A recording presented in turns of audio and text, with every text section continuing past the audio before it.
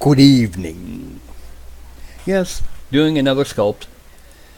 And tonight it should be a patron sculpt. Now, I do believe right now he might be the only person actually watching. But that's okay, we'll probably get some more people in. Now, Max Derkum. That was a dwarven female monk that we wanted to do, correct?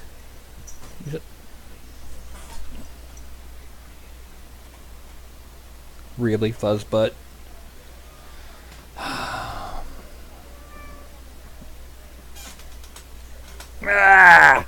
No.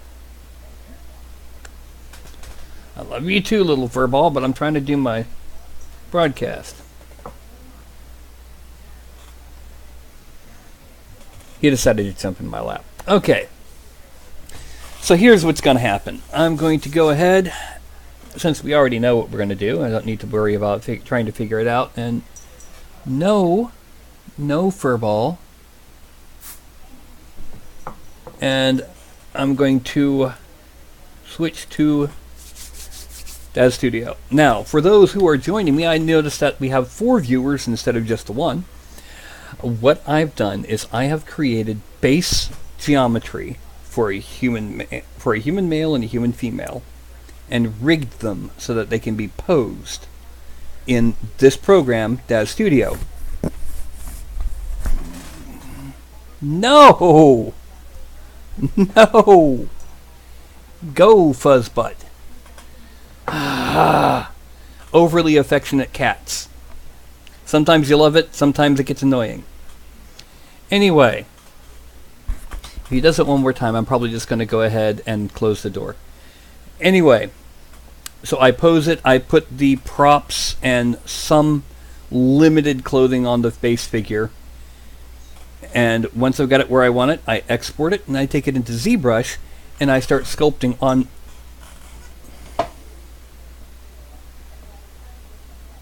Yeah. And I start sculpting on the figure. Pardon me for just a moment, okay?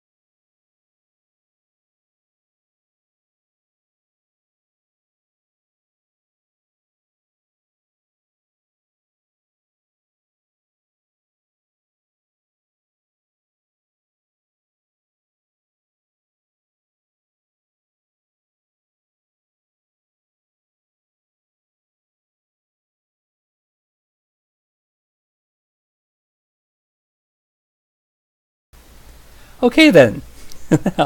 now, like I was saying, do we want to go with more of a Chinese style or more of a Japanese style or just pure on fantasy?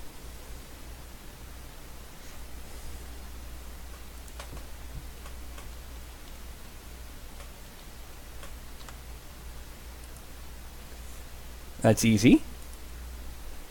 Pure on fantasy. Okay. Do you have any idea, any specifics in mind of what kind of clothing she's going to be wearing? How fantasy? Is she going to be wearing like Western European, totally weird anime clothing?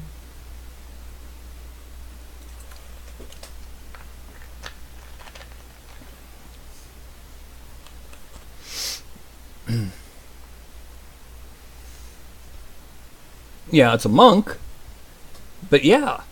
But monks are based on Shaolin monks and other unarmed martial artist types. Ah, so more of a grungy, dirty monk than a flowy, pretty monk. Is that what you're saying?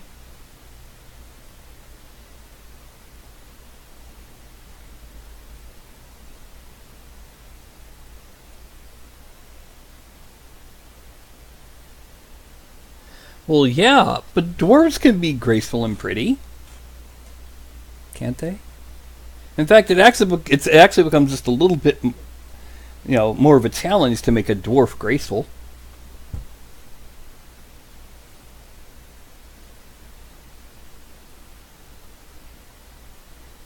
Okay. Well, what we're going to do is we're going to go ahead and assume that most of her clothing will be most likely, based on a simple shirt and simple trousers. So the only thing that she's going to be getting is a cleavage eraser. It doesn't look like much, but when we bring it in and blend it in, it's a way to kind of fill in the cleavage so that it looks like she's wearing a shirt and not, uber cleavage type thingy. So now, I believe you said that you wanted a dowel. This is an example. Here is my dowel. This is what the dowel looks like. It is I think it's Jandao. Yes, it looks larger than it should be.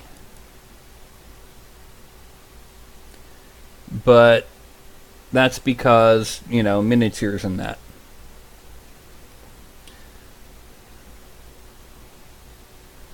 Okay. What I can do, I'm going to base this off of an actual martial arts pose. Okay?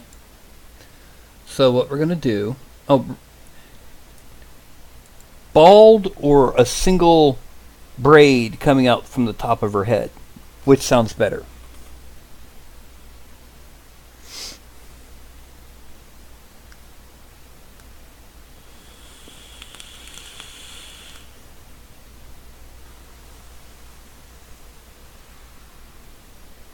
Single braid. Okay. What we're going to do is we actually have a braid. I think I've got it under the base. Yeah, I do. No, I don't. So under clothing. There is the braid.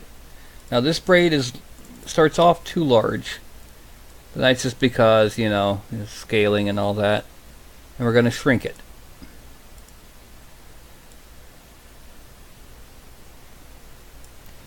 I'm going to Y-translate it up again. About there. And we're going to X rotate it. So it's going to be coming out from the top of her head. Z translate back. Y translate up again until it's there. That's where it's going to be coming from on her. Okay, so the braid one parented to the... Oh, no. Parented to the head. There we go. And then we're going to shrink her with using the shapes of... or the races of Dwarf. This is my female dwarf.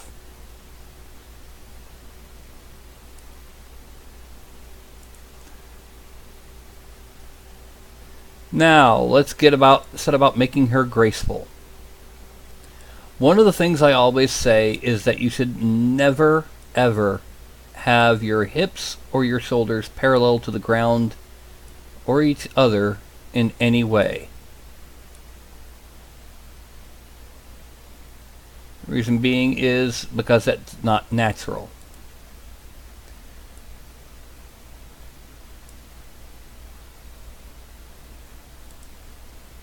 And what I'm going to be doing is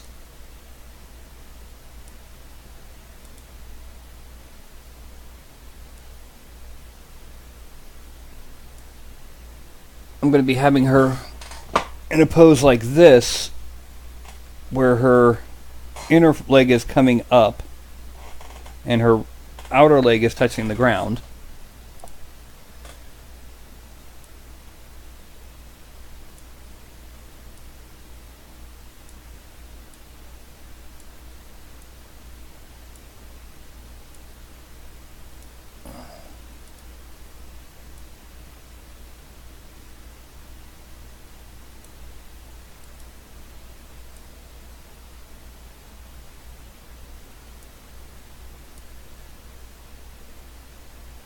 And as you can see, she's going to be barely touching the ground because she's going to have a hip cloth that's going to be handling most of her support.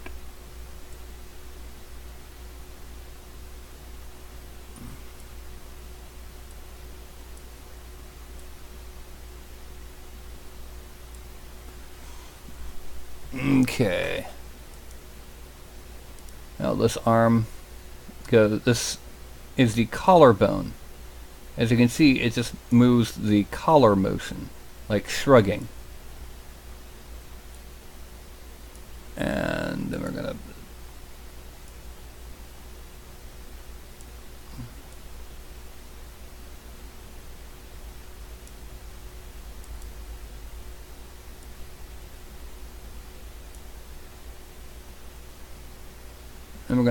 twist that way. I'm going to twist this way. Another thing we're going to do is we're going to bend the fingers out just a little bit.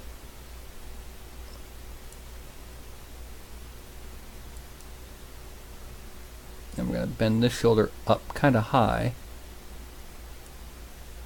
I'm going to twist it back quite a bit.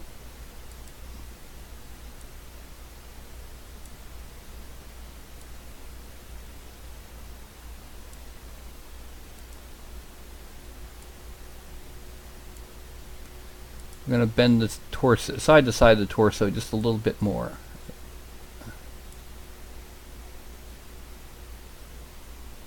And then we're going to side to side the neck a bit more. And we're going to twist the head.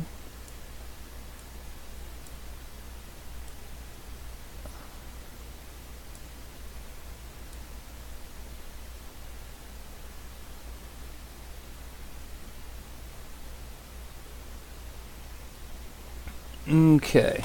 A lot of the actual figure grace will come during sculpting, but it's already looking a lot better than many people would expect from a dwarf. Actually, let me go ahead and twist this out just a little bit, and this side to side a little bit more.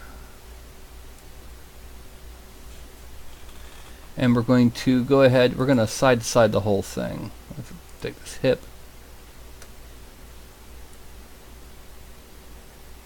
Because she's actually going to go up in the air a little.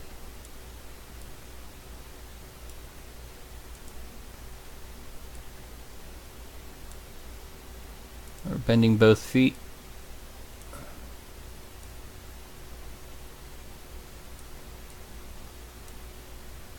How's it looking so far? See, posing is kind of the whole big deal. It really makes a difference. Okay, we're going to select everything but the base braid for this, because what we're going to do first, we're going to side to side it, and then we're going to bend it down a bit,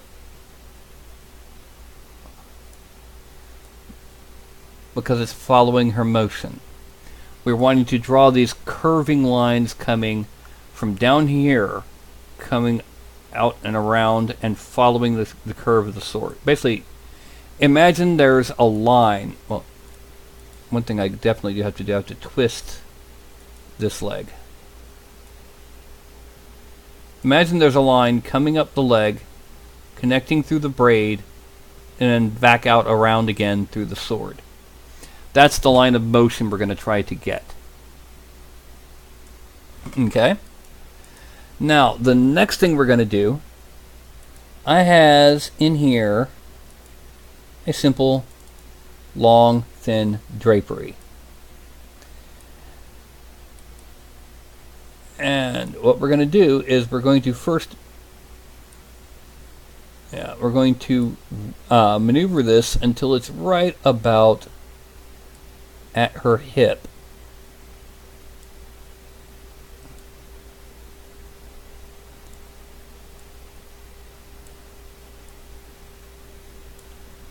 And then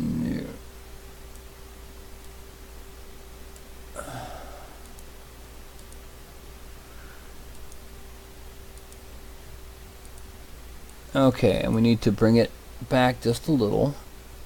And then what we're going to do,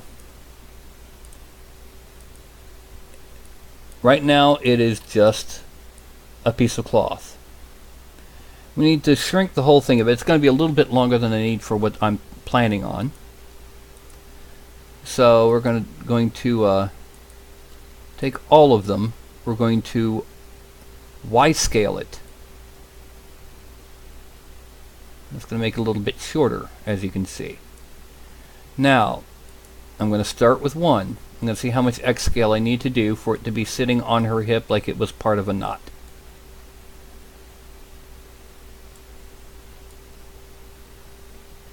Okay, so that would be about, let's make it 25%.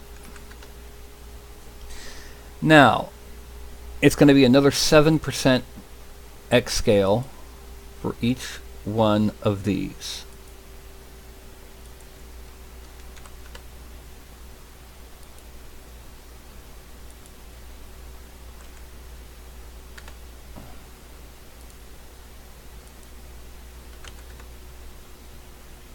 And that's going to give us a nice even slope.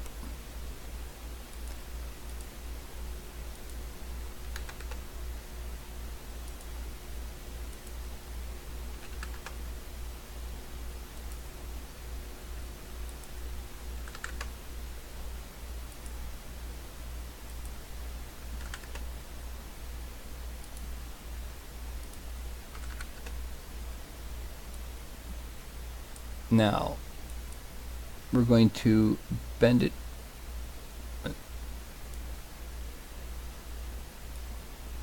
out a little bit more so that we can actually dig it in to her side, because we're going to have a belt and that's going to be coming off the side of the belt. We're also going to,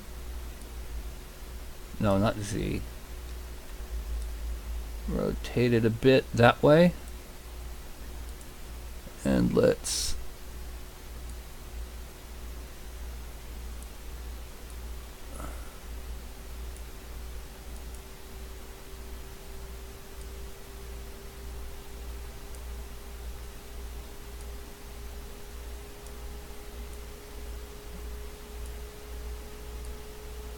and there we go. Now, what's going to happen is, let's go ahead and take 2 and 3. We're going to bend these. We're also going to twist them a little bit. 4 through 7, no, 4 through 8. We're going to side to side a little.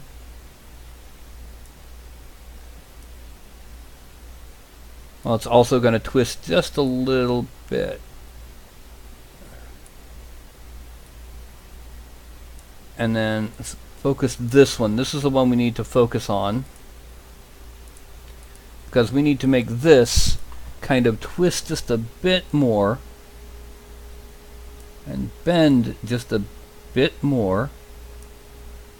Let me go here. We're going to bend it up and bend it up here with a bit more of a, with a little bit of a twist.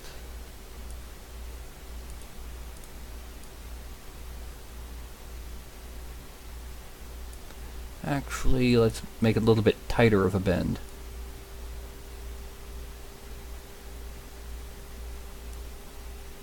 And this end is going to be a little bit tighter of a twist and a little bit of a side to side.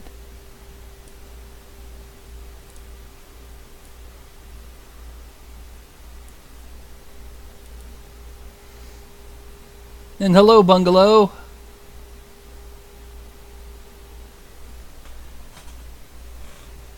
Now you can see what I'm doing with this curve here. We're running graceful. One of the things about graceful is having lines that follow each other. We've got the line that starts down here at the base of the cloth, flows up, it kind of continues into the braid, and then down the sword.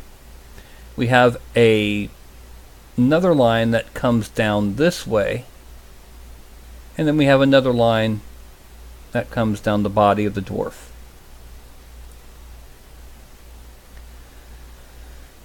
So, this is our basic pose and geo for your dwarven monk. Is this anything like you expected?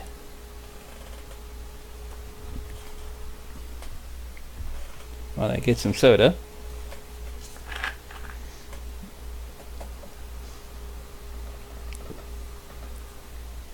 She is still recognizably a dwarf. There is no human female with that proportion, and yet at the same time we've managed to get her looking somewhat graceful.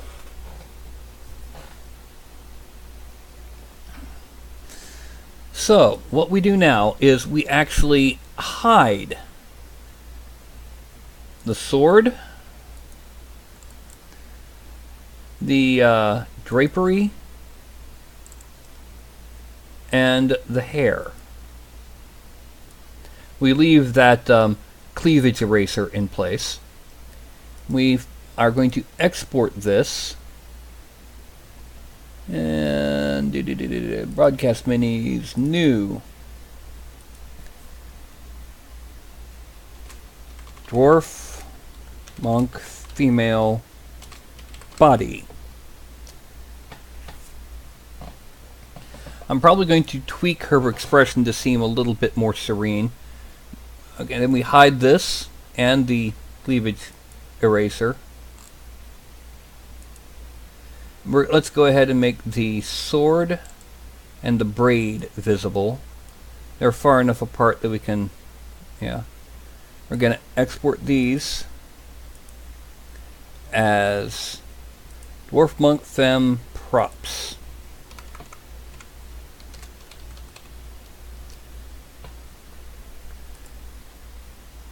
Oh, wait a minute, I just thought of something. Yeah, I forgot one thing. You see, one of the problems I have is that the female figure has a different grip than the right thing, so I have to change her hand. There we go. The thumb was different.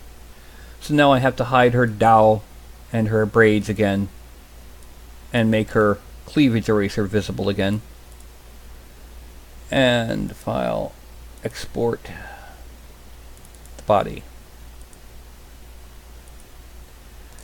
Now we hide her again and her cleavage eraser and make her drapery visible. File, export, change body to drape. Okay. And we can actually now make things visible again.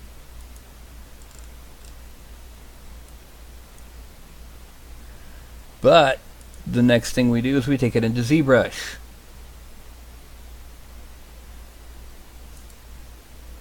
So we go here and we go to here. Woo, it's a star. Hey now, you're an all-star. Get your dwarf on. Let's sculpt.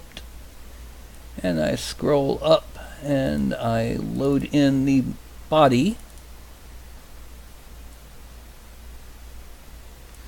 I then use subtool and I append another star. And I import the props. I then append yet another star and I import the drapery. Now, we're going to focus on her for a minute, because there is some geo that we do need to fix a little bit. One of these is we need to make the cleavage eraser. It Didn't occur to me that it was so low poly.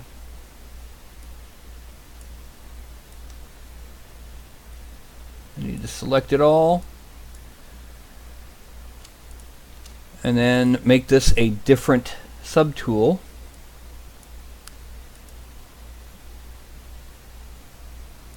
Because what we have to do is we have to make this one level of geometry subdivision higher. Because if you look now, it looks like the polygons fit with the other. Now we're going to blend it back down.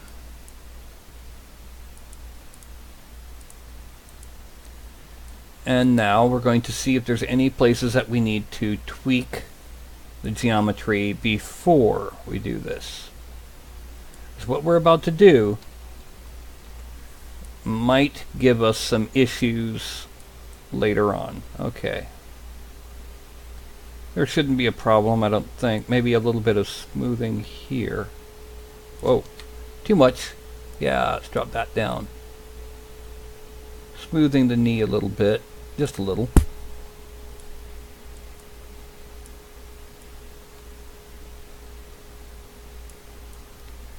Okay. Now let's frame out so we can see the whole thing. And her we are going to take and we're going to use Dynamesh. But after we've subdivided to about 1.3 million, that's good. Delete lower subdivisions. Dynamesh at 768. Click. Now it looks almost similar, except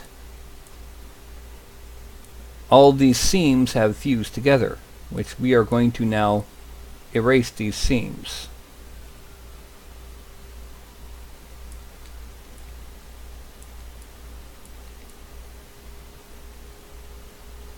I'm going to smooth out the behavior here.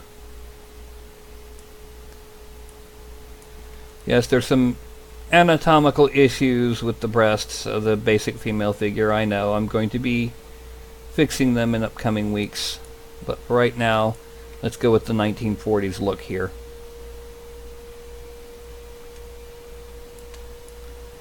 You can also go back over here and smooth out this forearm, because we had no issue with it. And since we're going to be giving her sleeves and that, we don't need to worry too much about that. And here.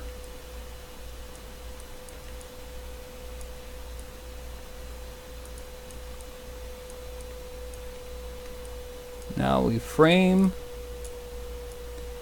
zoom down. We are not going to be smoothing the calf there because we're actually going to end up exaggerating that cut to emphasize the bend. But now it's time to break out Mr. Handy Dandy Wacom. This guy. Sorry, black tablet. Black and white tablet. That sort of thing.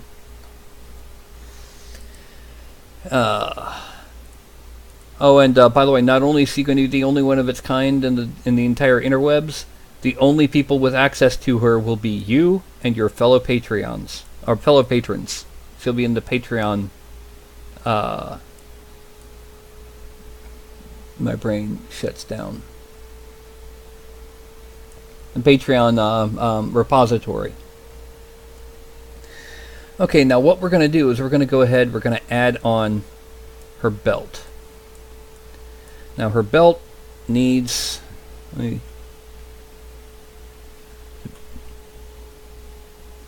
that's going to be too much. It's way, we're going to clean it off. But first we're going to come around this way and come under here. And then we're going to kind of go tight over here. The other purpose for the belt is it continues the line of the secondary line of the cloth.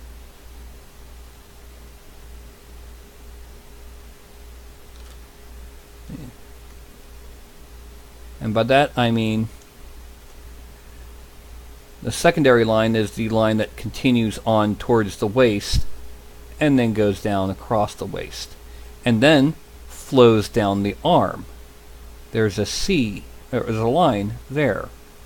The more lines of motion you have that are harmonic to each other, they work together, the more graceful something seems. So that's what we're doing here. And then we're going to go ahead, we're going to eliminate some of the mask because the belt doesn't need to be this big.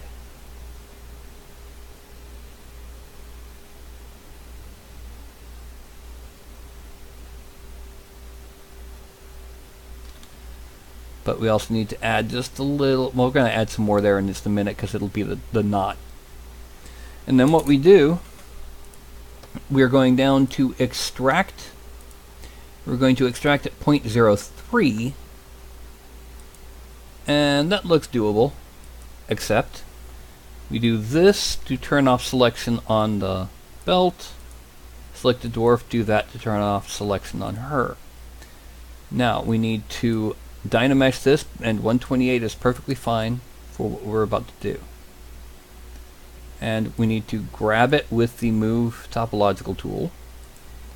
Make the mouse 1, 2, 3, 4, about there, and just kind of drag it down ever so slightly to make sure that the entirety of it is covered. Okay. Now, the next thing we're going to do, we're going to subdivide it a little bit. And I'm going to shrink it, and I'm going to draw on another mask.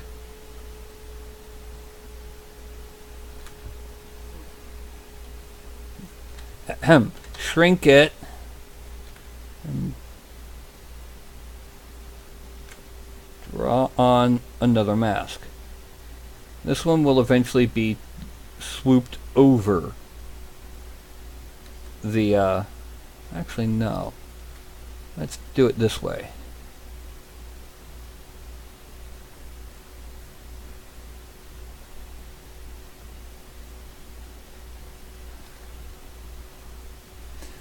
This one will be extracted at 0.2.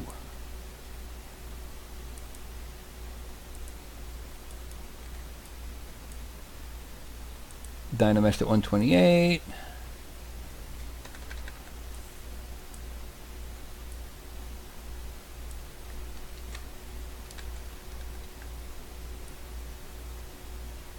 Coming out like that.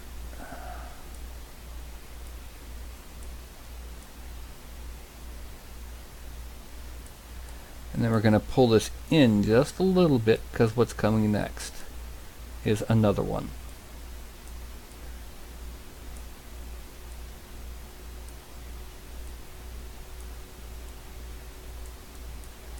Okay, and then we're going to hide it. No.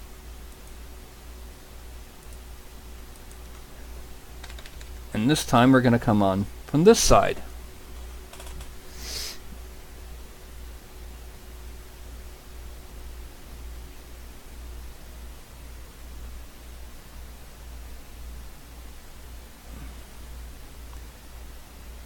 And this one is going to be extracted at 0.035.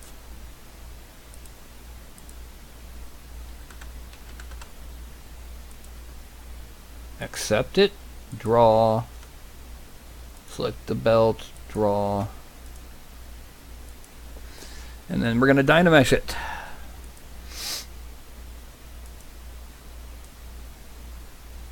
And the way we're going to handle this now, we've got to move topological, make this big. Not that big. Drag this over. Drag this kind of down and up a bit. So it's going to look like a knot when we're done.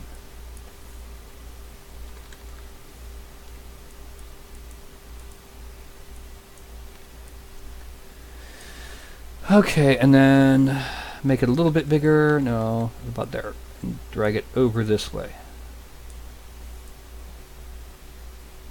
And what we're going to do, we're going to go ahead and merge the two halves of the knot. And subdivide it a couple times.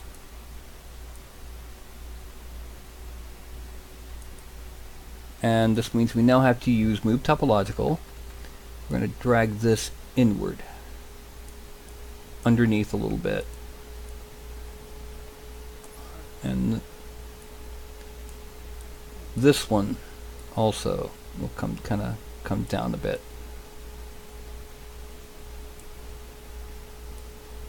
And I need to add inflate, because what we're going to do,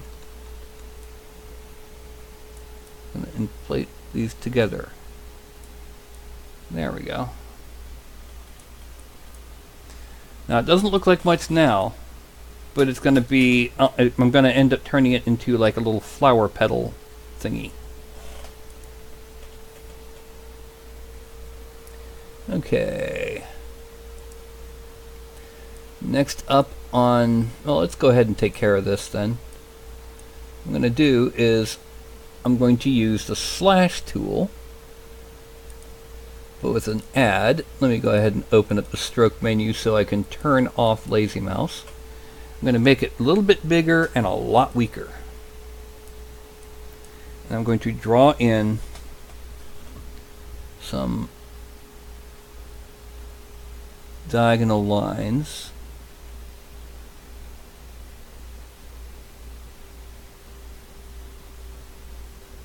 And draw them twice.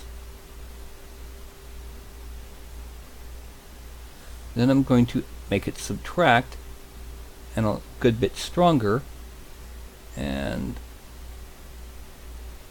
1, 2, 3. And make on the add, bring it down again.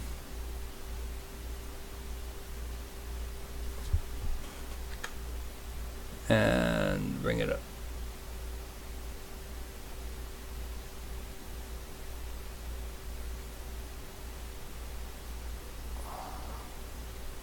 And then just gonna do it this way.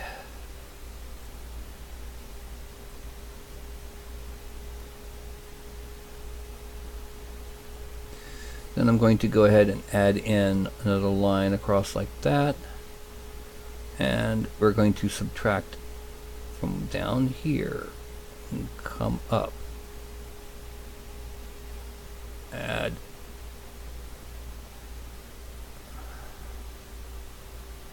There we go. And then just a little bit of smoothing on the top.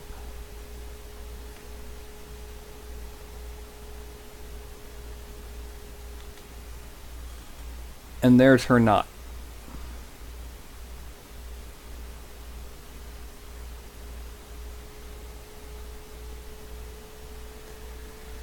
And we're going back up and we're selecting her again.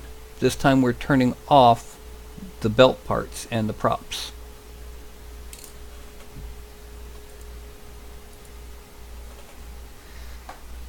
And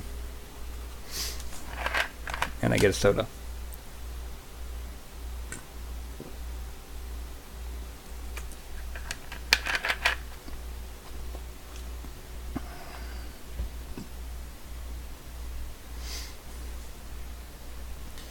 Okay, now we need to give her shirt sleeves. I'm going to give her a bungalow. If you're still watching, I know capri pants are the pants that end just below the knee. What's the term for the sleeves that end just above the elbow? Is there one?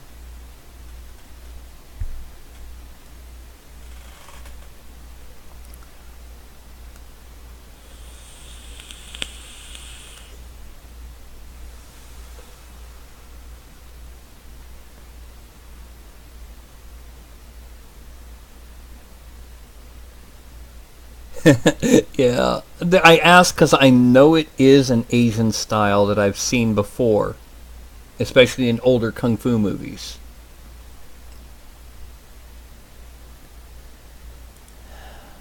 Either way, what I'm going to do is I'm going to go ahead and draw on the end of the sleeves. And it's going to go kind of down deep because of how I'm going to make these.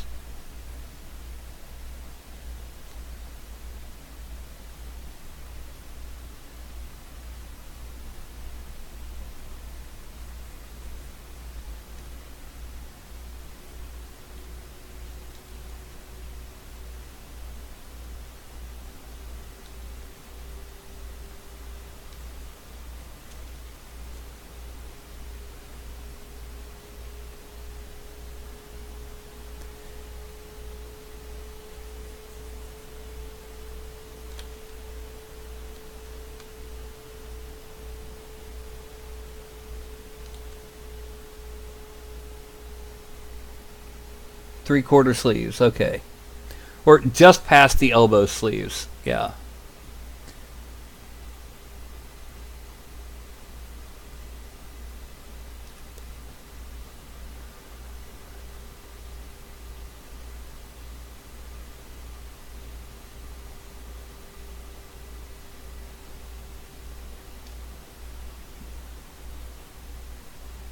And then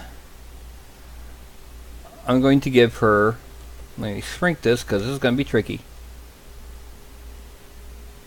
a collar. It comes down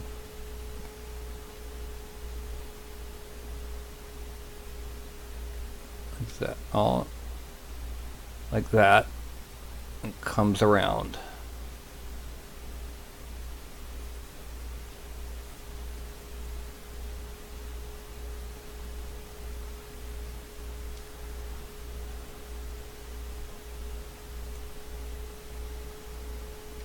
Now, let me go ahead and cut it there to give it a sharp corner.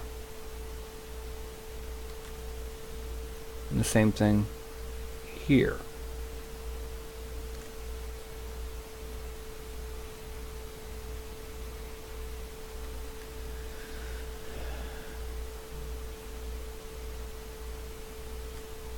Let's move it over and zoom out a little bit.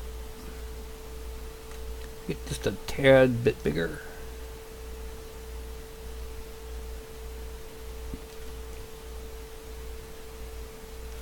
Okay.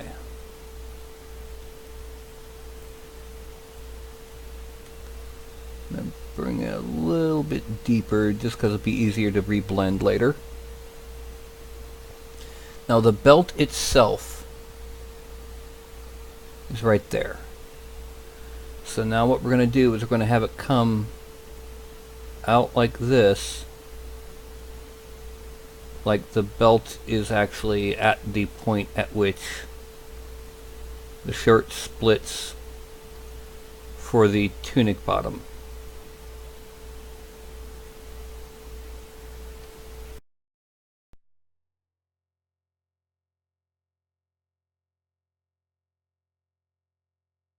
Then we're going to hide it again. We're going to go around. We'll go around, round, round, giving you the run around.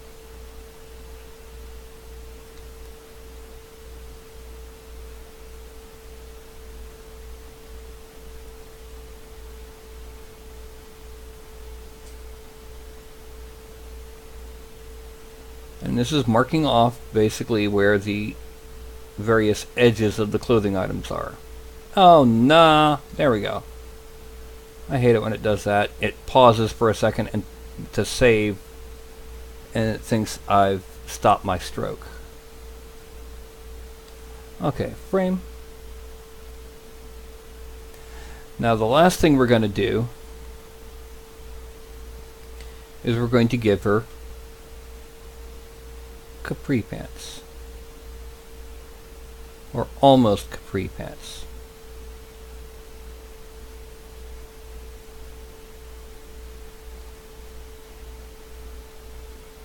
Because yes, this is also a kind of an Asian style. We're going to turn this into a fantasy, almost a tomboy outfit because it's going to be very easy to move and fight in for a dwarven monk.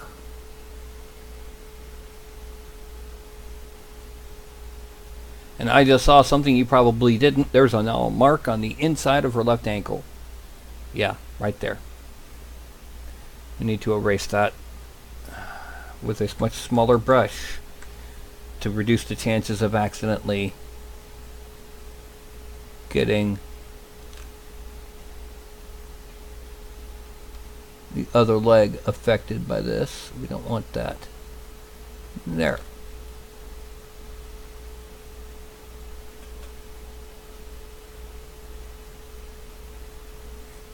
Which also means we kind of need to do this for this area to make sure we don't accidentally get the other leg. And then we can make it bigger and go across a bit more.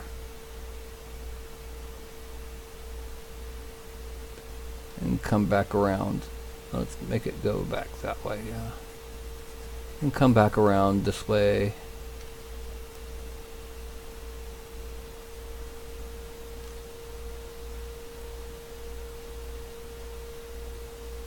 Now what we do, we're going to extract these at 0.03.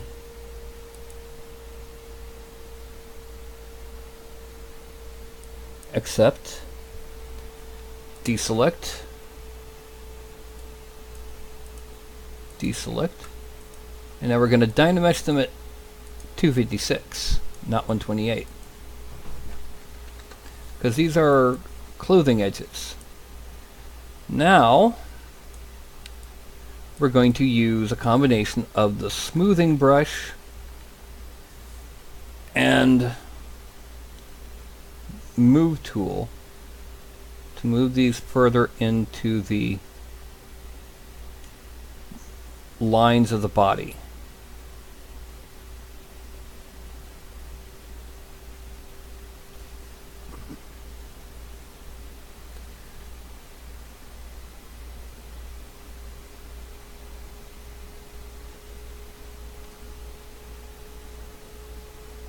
And there we have a problem.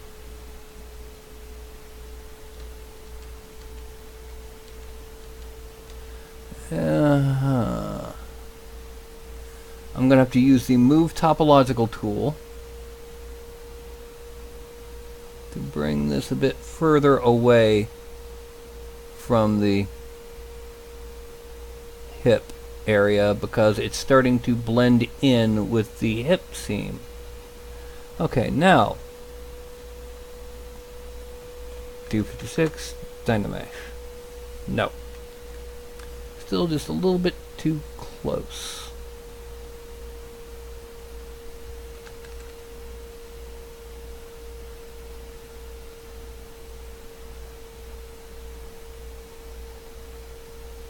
Okay, now try it.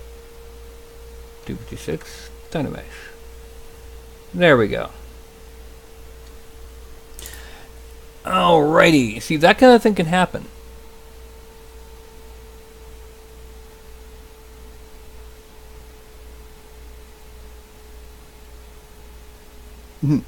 Meanwhile, I will be right back. I've got to take care of something else involving the fuzzbutts. I'll be just a moment.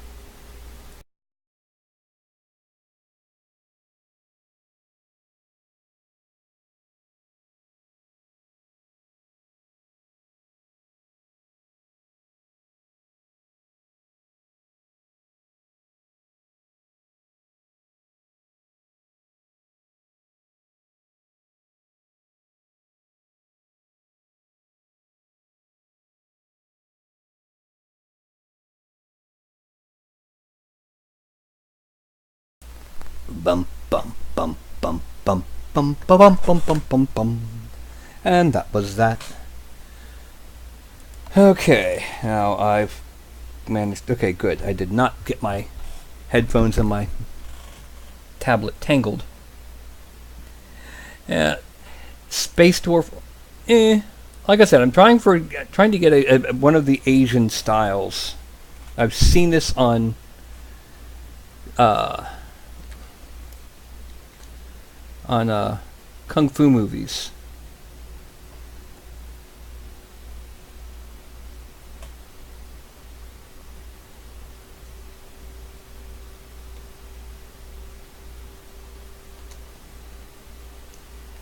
Anyway, what we're doing here is we're blending this in. We're going to use, this is just the initial blending, the smoothing, and then we're going to use the move brush to blend this in a bit more.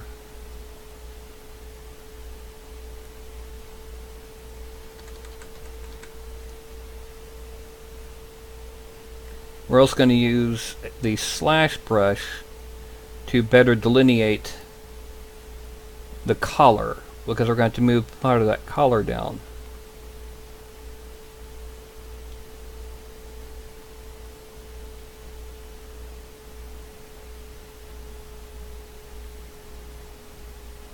Okay.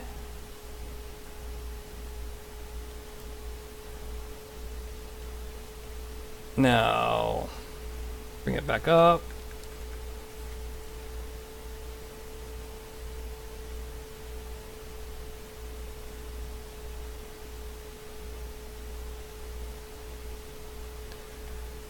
Now, one thing about doing this style of cuff on this clothing,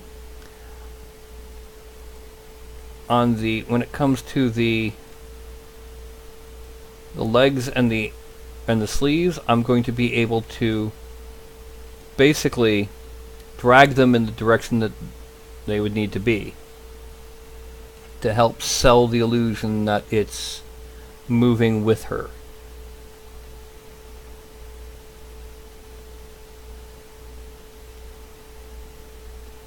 This is going to be the trickiest part, getting this right while also keeping the line of the bend. And then let me make sure I'm not coming. Whoop. Gonna make it smaller because it's starting to go over into that. One of the trickiest bits about adding clothing to an already posed figure is what you just saw when I had the sleeve blending with the collar area. Not the collar, the waist area.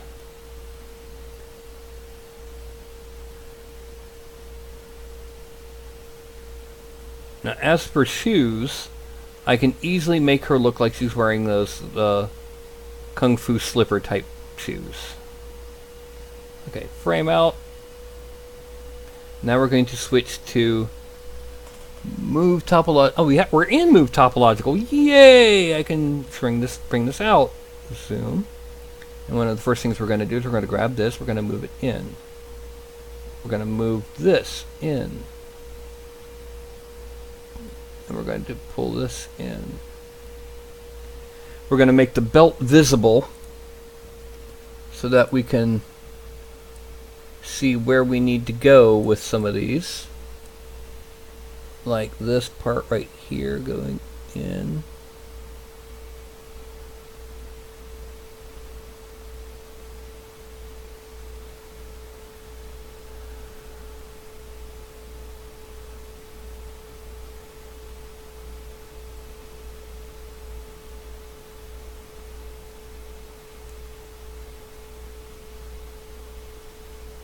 And pulling this up just a little bit so that the line is at,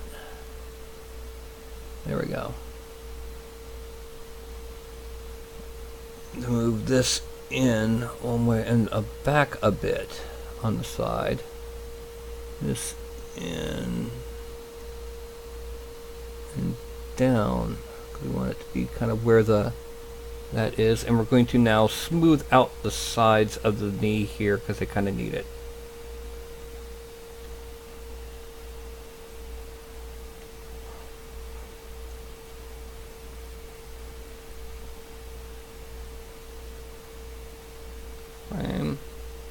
Now the biggest area that we need to worry about moving now is the collar, because that's bulging. We don't want that. We're kind of bring it in.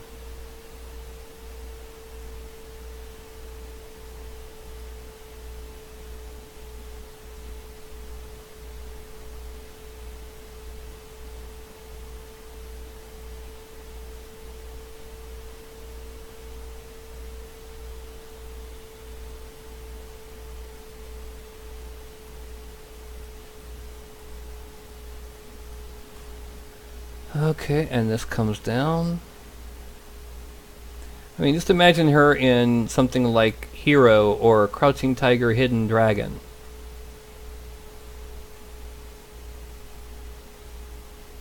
And they say that a hero will save us. Now I'm going to enlarge this considerably. I'm going to grab this part of the sleeve and pull it out. And this comes out. And then this comes down just a little.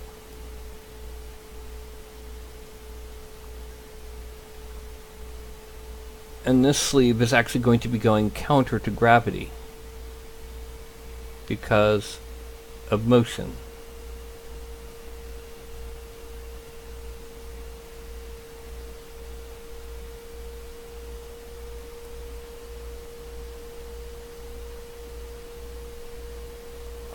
And we're going to shrink this and do a little bit more smoothing here.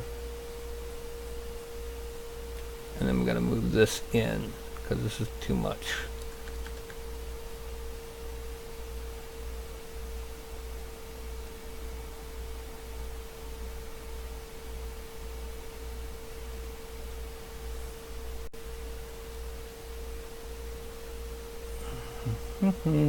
Turning it so it'll be facing front.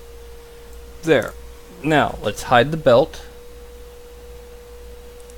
We're going to subdivide this a couple times until it's got rough, somewhere in the 300 to 600,000 polygon range. That'll do. And now we're going to merge down. We go back to geometry. We dynamesh again. And now we go to the edge of each of these clothing parts and smooth it over. We don't need quite so large a smooth. And just kind of blend over.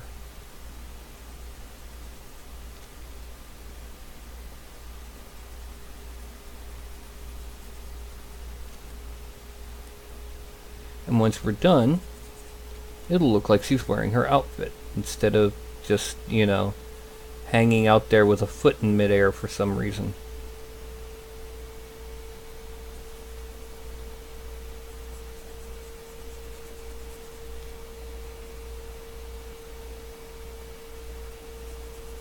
And then we can do things like further detail the collar, add in some clothing wrinkles. And I'll tell you right now, when it comes to clothing wrinkles, the biggest thing of it is going to be on that darn piece of drapery we have coming out of her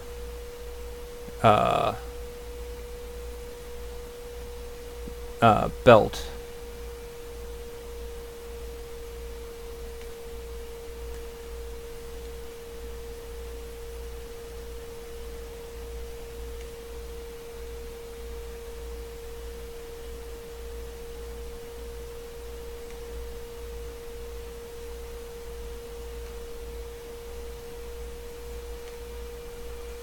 Because that's going to be all nothing but flowy shapes and wrinkles.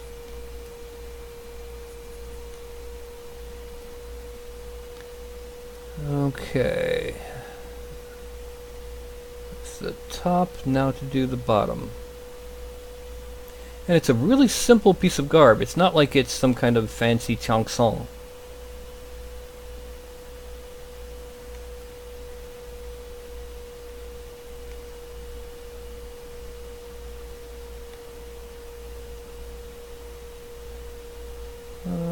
Okay, and on the side here, yeah. And then we turn on that belt again.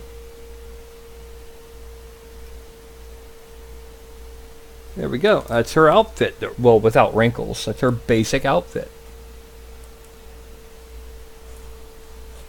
And pardon me just for a second.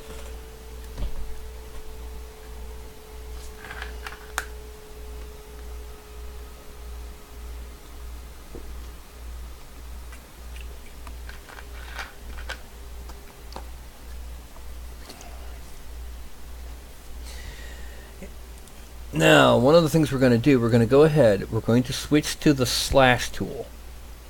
Because what we're getting ready to do is we're going to add a couple seams to her garment. Okay?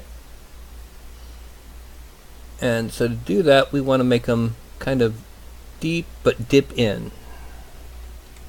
The first seam we're going to make is around her collar. First, let's dig in the collar. Oh, that was an add. Sub. And then we're going to come out and around.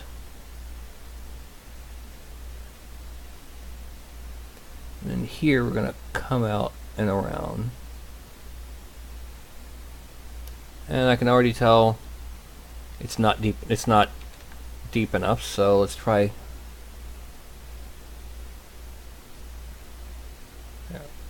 Yeah, that'll be good.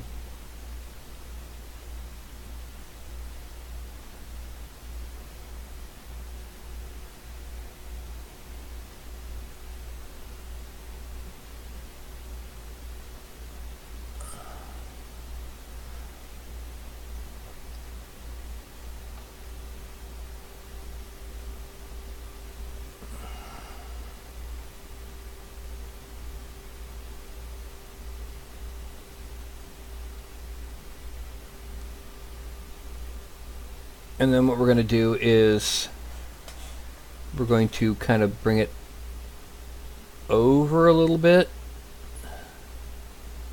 And then just kind of come down this way so that it draws a line that connects with that. We're going to add.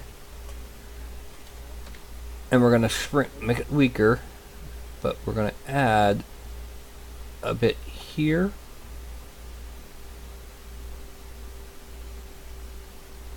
And hit 1 a couple times. Yeah, there we go. Then we're going to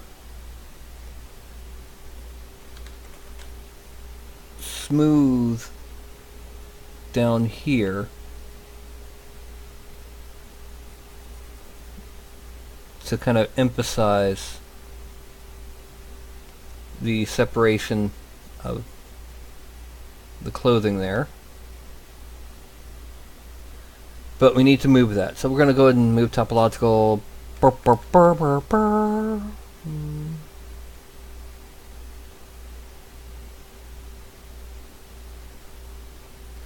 we're going back to slash, back to negative, and shrink it down, and we're going to dig inside. No, dig it. Don't dig it down. We need to increase it. Dig inside here. Once again, to emphasize the separation of layers there.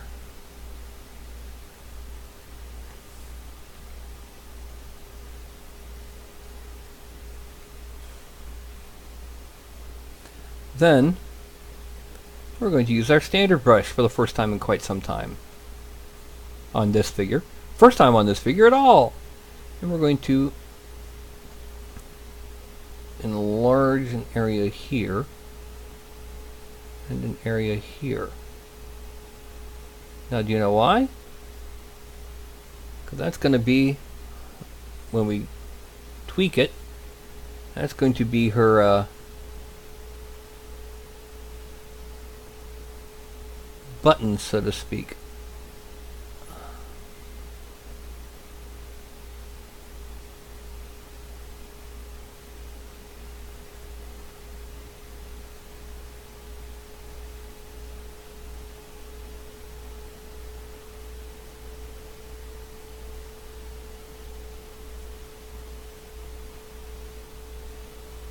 Smooth it just a little.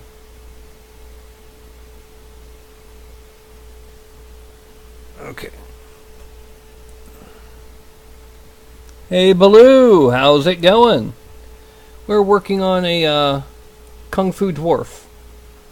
Be exact, a Dwarven monk with some rather fancy method of holding her on the base. What do you think so far?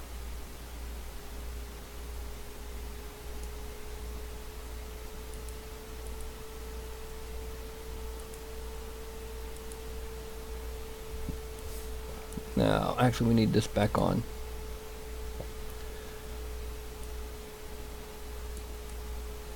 I'm going to use the move tool here, because I'm going to make her smiling just a little bit more.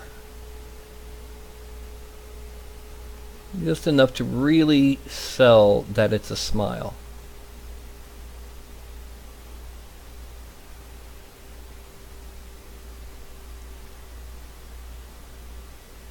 Because she's, you know, like all sorts of enlightened, and performing her techniques makes her happy. We're going to very gently kind of sharpen under the nose. Make the nose a little bit more pronounced. On the underside at least. We're also going to dig deeper in the mouth.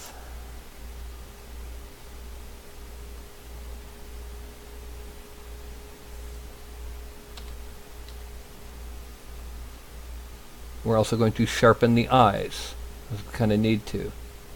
Oh, that wasn't good.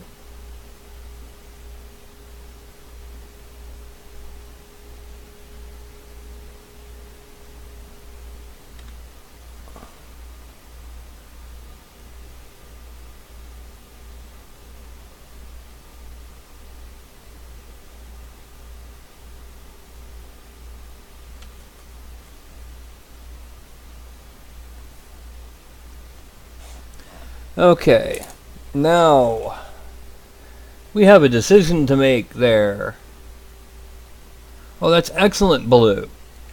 Now, Max, do you want me to go ahead and do the wrinkles on the clothing? The wrinkles on the drapery?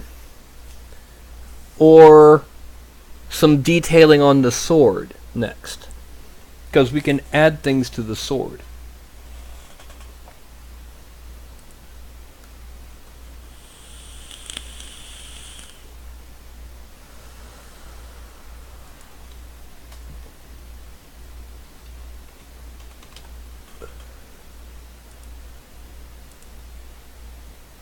One thing I was thinking about the sword is using Google Translate and look up the Chinese character for grace and putting it on the blade.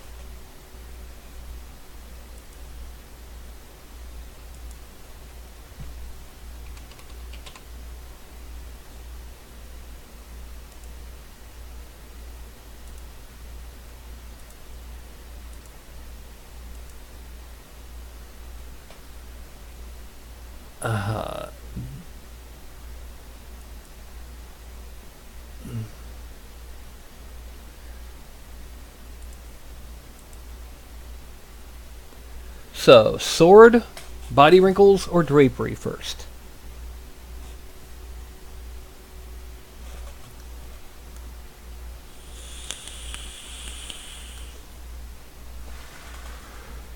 To be exact, according to Google Translate, the character is Yoya, which means elegant, graceful, or refined. Okay, body wrinkles first. Okay, the first things actually would be, well, technically it will be the belt wrinkles. So I'm going to put the knot on, and I'm going to start off with the standard tool. Make it a little bit bigger, and I'm going to draw in just a couple bits from there, and then one down there. And then it's going to be slash positive 7, not 8 will do. I'm going to smooth out the back side here, but I'm then going to draw down from there and come across. And then we're going to come from the top down to the bottom of this wrinkle. Then we're going to go to sub, and we're going to kind of draw in a bit there.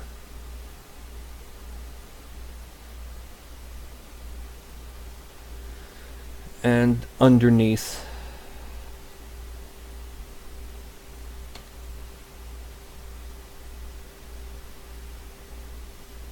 And from here down.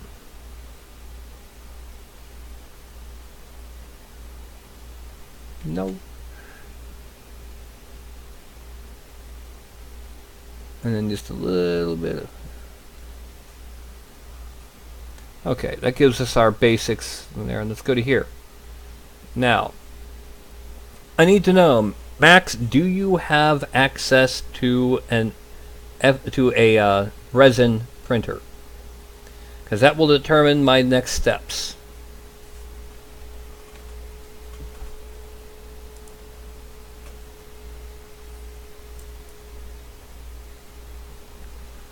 Okay, that's all I needed to know, because that means I can go hog wild. First things first, we've got... there's three major types of wrinkles. Not officially, but the way I've seen them. There's wrinkles that are caused by compression, like where a belt is compressing. There's wrinkles caused by bending, like the ones that you see coming up here on my shirt. And then there's wrinkles caused by just hanging down and draping, like if I was wearing a loose tunic, that would happen. So what we have here is we have some compression wrinkles around the waist, and then the rest of these will just be line of motion, wrinkles from the line of motion. So what I'm going to do, I'm going to drop down this intensity a little bit, and I'm going to start down here and come up with these, where these wrinkles are going to be.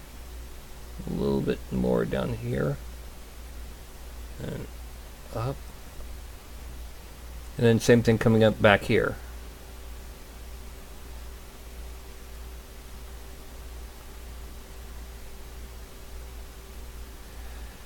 And that's just the basics around the waist. I'm going to go ahead and handle them with a slash. And what we do is we start in the middle of the bulge and slash up. And give it a little bit of smoothing. And no, I know what I need to do is I need to make this stronger and a little bit larger. Middle of the bulge and drag up. Middle of the bulge and drag up. Smooth it a little bit up near the top. Middle of the bulge and drag up. And here. And then kind of just the light one going all the way into the belt line between them.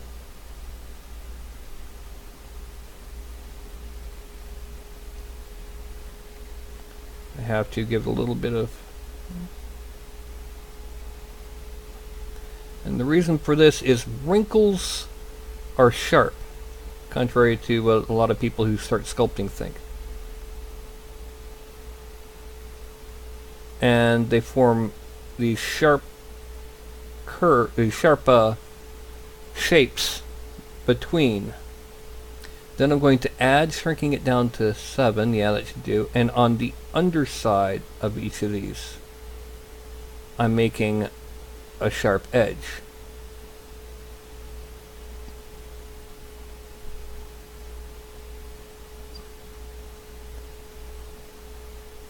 And along here.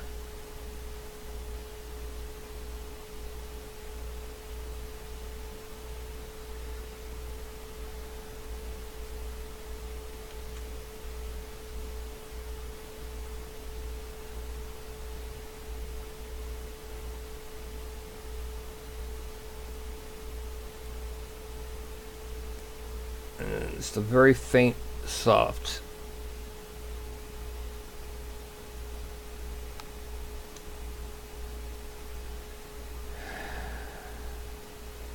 The tops need a little bit of smoothing just to blend them out.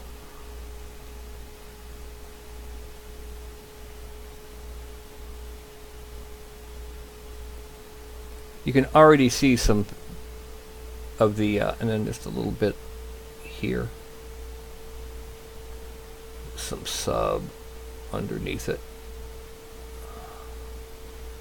You can already see the shape starting to take form of these wrinkles.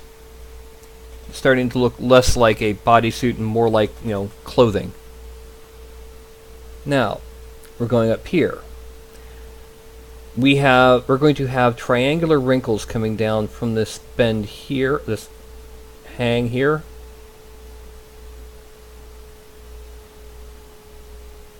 And these wrinkles will not match up with the wrinkles from the tension.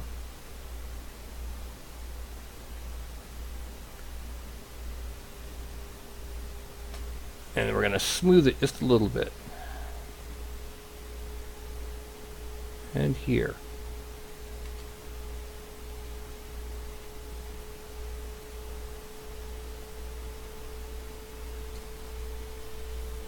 Then we're going to use our slash tool and the subtract to go underneath each of these.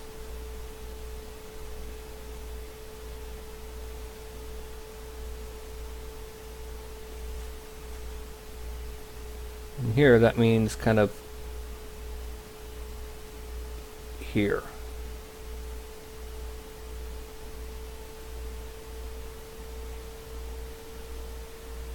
And then we're going to take just a little bit there.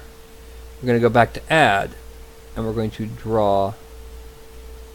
Oh, that one didn't do right. Yeah, from here. Draw underneath each of these.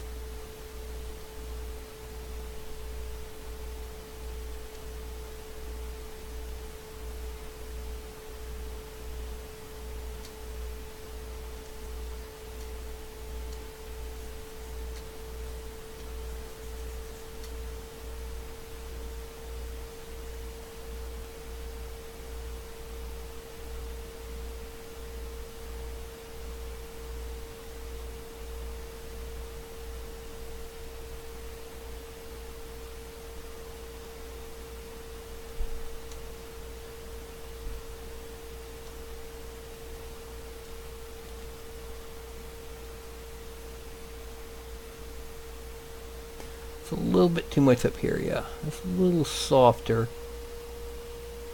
Because we don't want it to be like, seizing the attention. Also, the beginnings and ends of wrinkles are best done if they're kind of softened a bit with the smooth brush. Because wrinkles don't suddenly magically begin and suddenly magically end unless they reach across the entirety of the clothing type. Okay, now we're going back to our standard brush, and we're going to go ahead and give her a couple triangles. Actually, we need to make this smaller for this.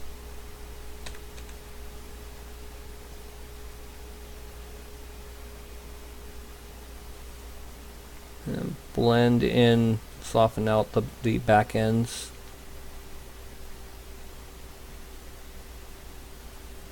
We're going to do the same back here. Come up here, down, or not down, but across, and over. We're going to smooth these out, and then we're going back to slash. And we have our add. We want to go back to subtract. And we're going to cut under here, cut under here, and cut under here.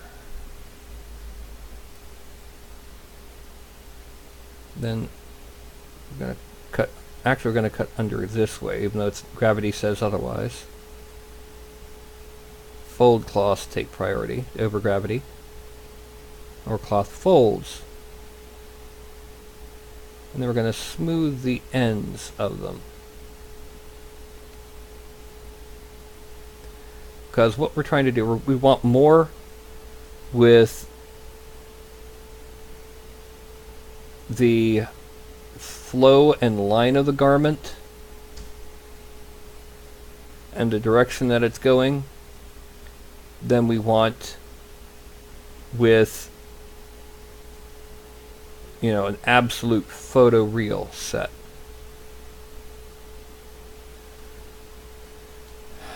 And I believe the upper torso is done. I need to smooth that out, because that's...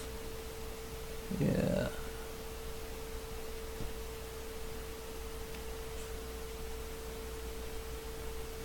There we go.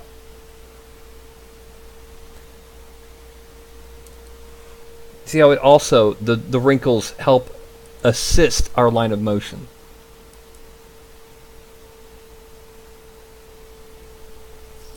Okay.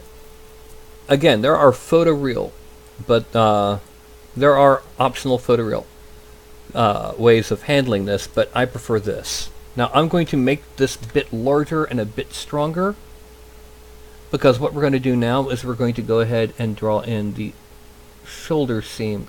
Oh, no, I don't want add, I want subtract. We're going to draw in the shoulder seams of the garment.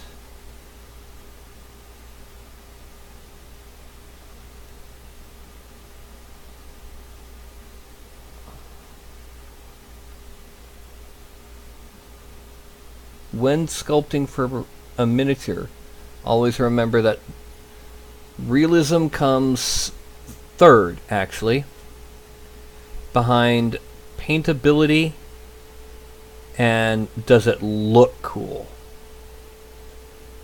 I mean, think about it. Space Marines in powered armor, if they have anything resembling a human proportion, they're, you know, breaking their arms and legs every time they move that power armor. And then we're going to dig this down this way. No, it's like there's no... there's a little bit of a line here. And there's a little bit of a line here.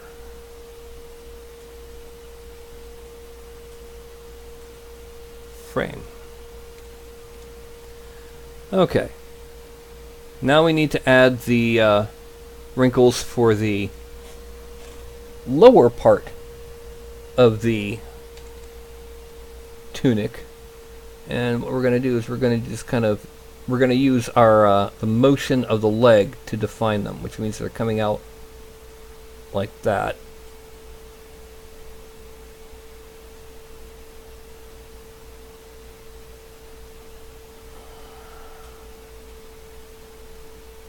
And this leg is just kind of hanging down a little bit.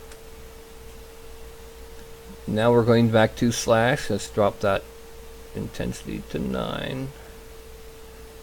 And it's on Z sub. We're going to cut under these wrinkles.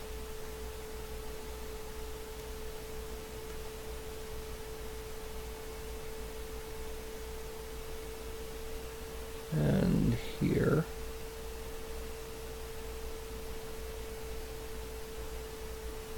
And coming around, we're going to smooth that just a little bit, and then we're going to cut under so that it goes down to here.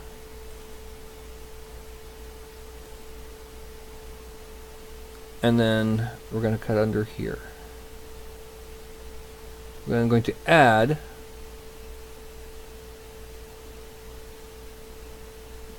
there. We need to lower the intensity a little bit for add. I'm going to bring this out like that.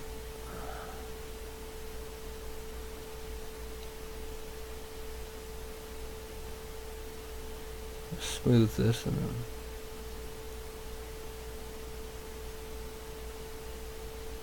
add in one little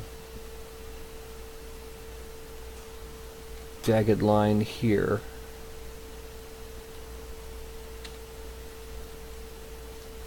And a sub here.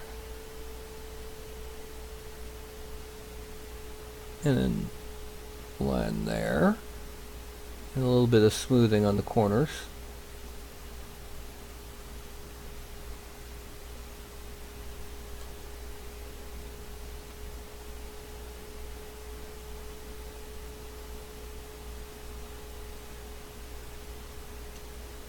And a line that way.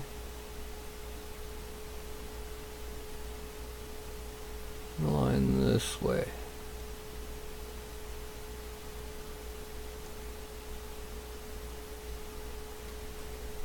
Now the only thing left to do is I need to do under here.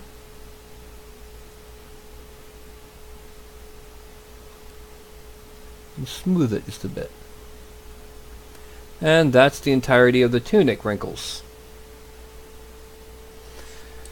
Now I'm going to get some soda.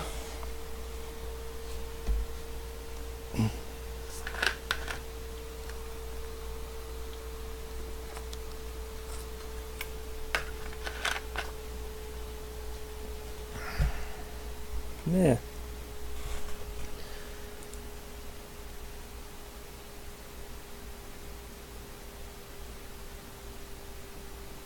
Well, I'll agree with you putting printability first and paintability third.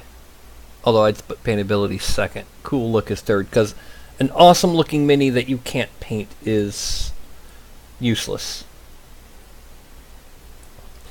Okay, now the pants.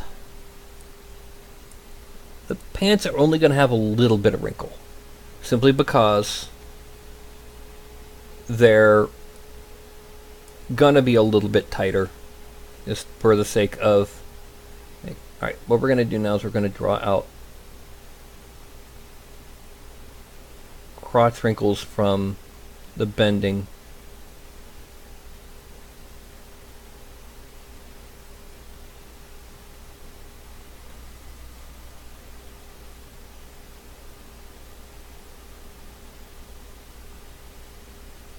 These will be small, these might be hard to paint, but they will carry their intention over. There will be enough there that people will be able to understand what this is trying to say.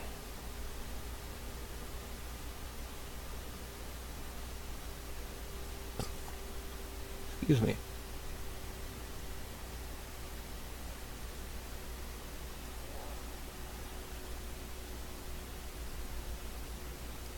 Now, if you're following along trying to sculpt alongside me, when you hit Alt, it changes from Z add to Z sub, or from Z sub to Z add. I'm going to smooth out the ends of these.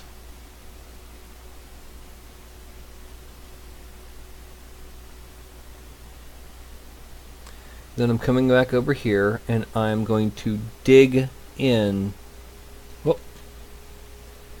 the division between the calf and the thigh a little bit harder, because we want to emphasize that these are separate body parts that just happen to be intersecting because they're actually compressing against each other in the real world.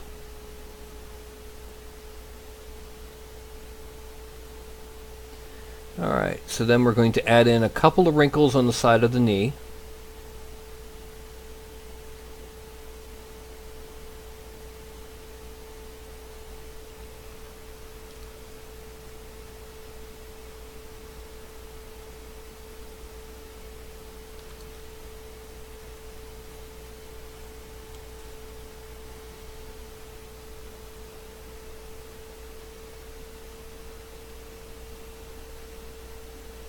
And then a couple out here.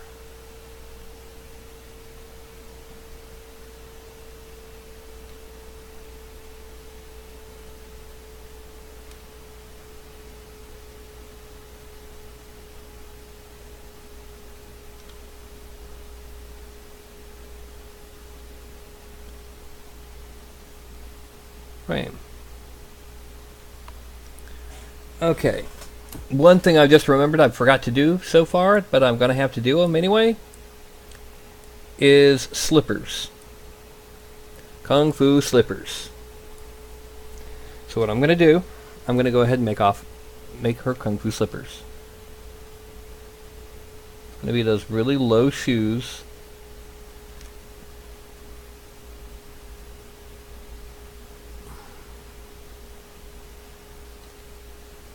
With a sole. Yeah, they're shoes with a sole, man. And then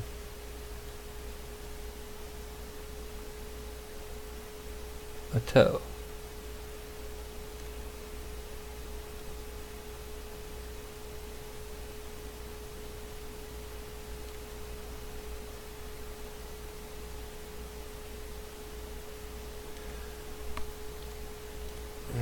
Okay.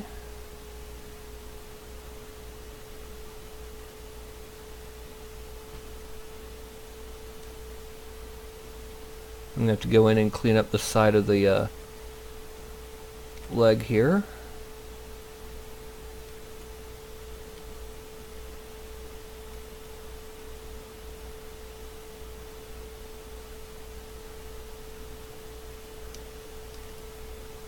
So let's shrink this mouse and zoom in close.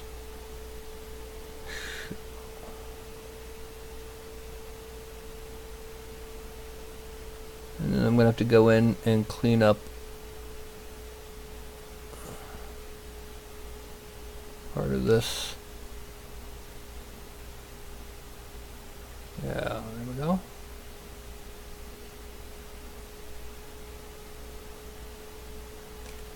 Now let me make this even smaller because I got to clean up that.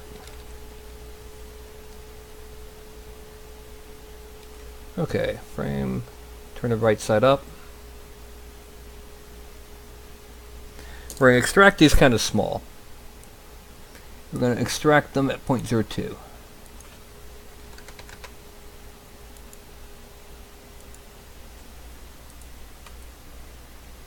Just enough for the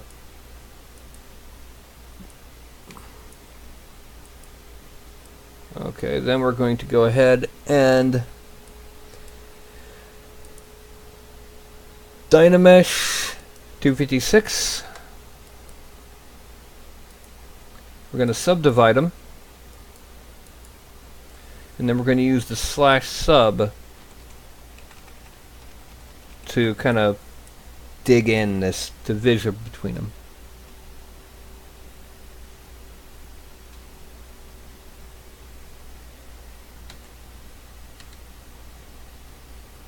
To kind of emphasize that they are two pieces, not one.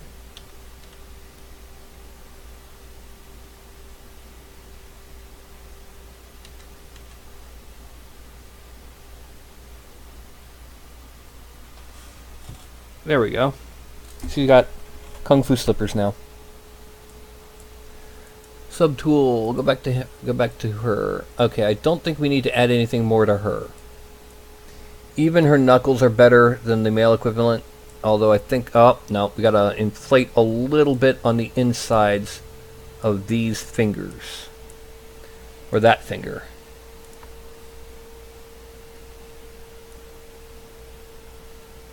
Just to make it a bit more normal. Okay. And then just a little bit here. Yep. Okay. Frame.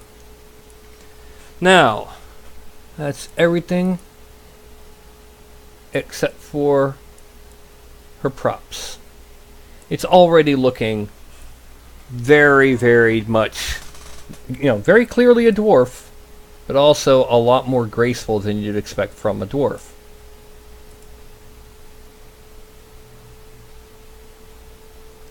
So, next up will be the cloth or the sword, depending on which he prefers when he gets back.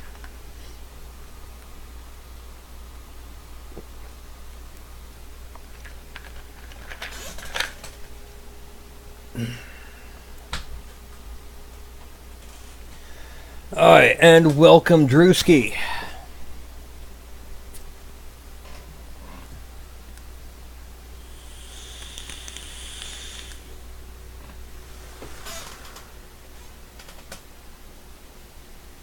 Oh, okay. One thing I am going to do to this cloth, I am going to cause the edge of it to brush up against this shoe. Because what we want is we don't want all of the weight of the miniature on this part right here. Right where the cloth attaches, we don't want that. So, by having it brush up against the shoe, when it's all said and done, it'll fuse into one piece and it'll be connected there.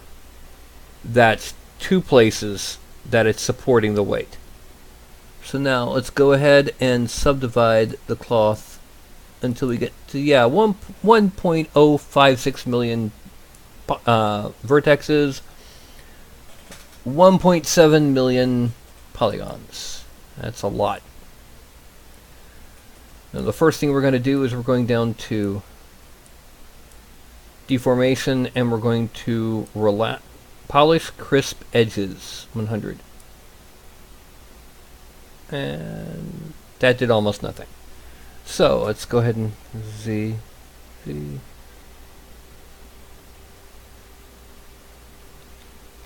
Let's drop it down to, let's see what happens when we do it at a base resolution.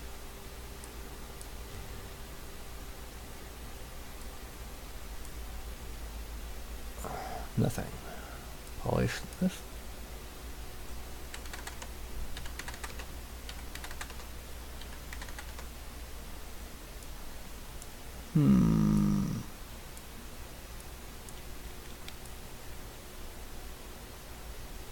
No, it didn't end up right. Okay, so let's try relax. Relax, don't do it. Then you gotta fuck do it.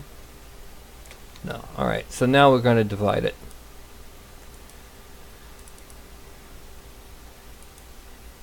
Now one of the things we're going to do is we're going to make sure that we are using the standard brush. We're going to make it big. So what we're going to do first, I'm going to use Alt. No, I'm not going to use it. I'm going to use the regular and kind of pull it out towards the knot. And relax it up here.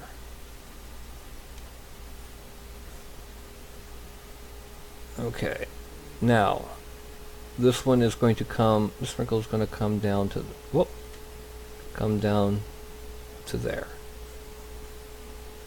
Then I'm going to turn it around, and I'm going to do the similar thing, but with holding down the Alt key.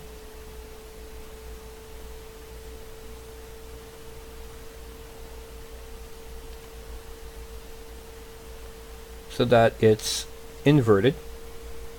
And now starting here, it's going to come around.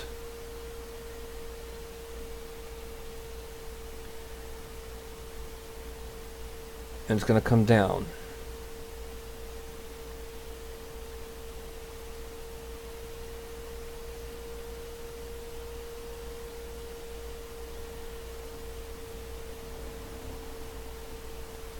And we can see it's already starting to get some, but we need to get more.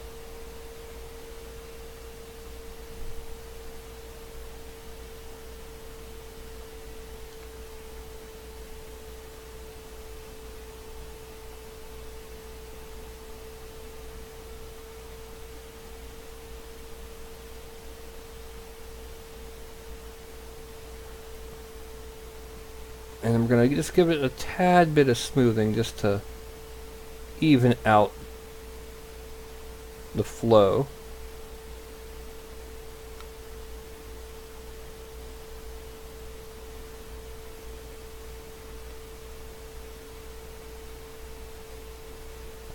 And then while this is coming in like that,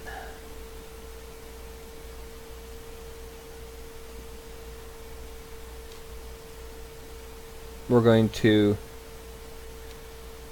and flowing down this way with some smoothing going on this side.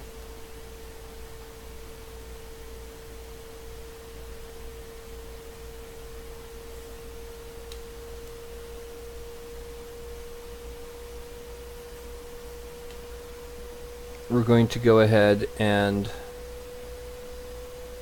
invert it here and extrovert it here and smooth it, and then we're going to, the next thing we're going to do involves the move brush, because what we're going to use the move brush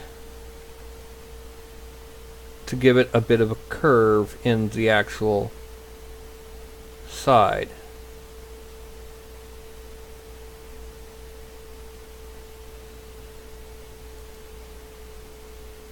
And then we're going to make it bigger. And we're going to grab one corner and we're going to drag it up. Smooth. And drag this in.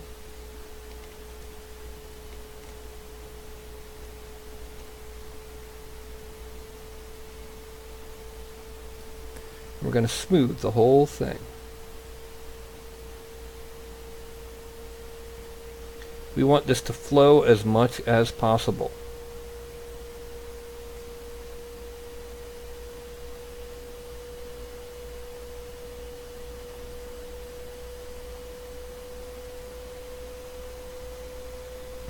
And now we got this big, we're going to grab the whole thing and we're going to ever so slightly budge it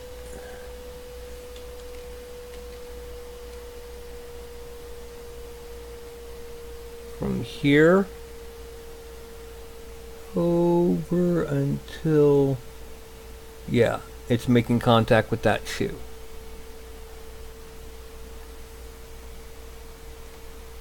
And that keeps our lines that we've got, the flowing lines,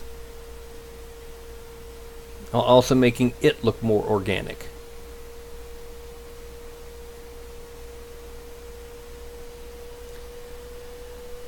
Now, the next thing is, let's shrink down this mouse. And now we're going to select our sword and braid. And before we do anything, we've got to subdivide them a couple times. Actually, we need to dynamesh them. No, we need to subdivide them. And then dynamesh them at 512.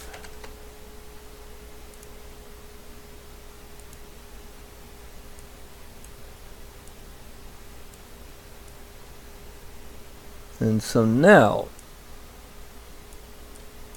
we have our sword. And what we can do is we can tilt and turn to the side. The problem is the character for Grace, as we're wanting it, is a 2 symbol character.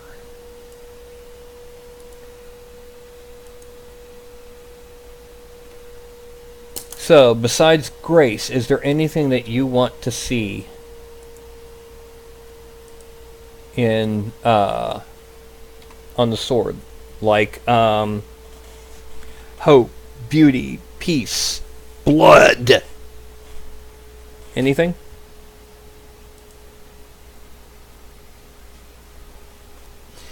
But the problem is it's a 2 character symbol. It'll be too small. We need a single character syllable.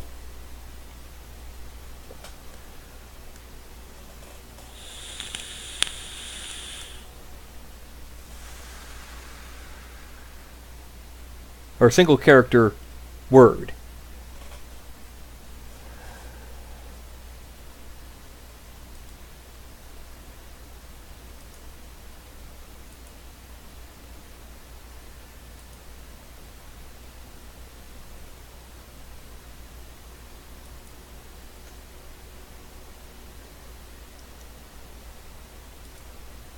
Okay. Meantime, I'm going to go ahead and shrink down the mouse and switch to layer, because that's how we're going to make the symbol. The radius is going to be about, that should be good, and let's increase the intensity quite a bit. And just as a test,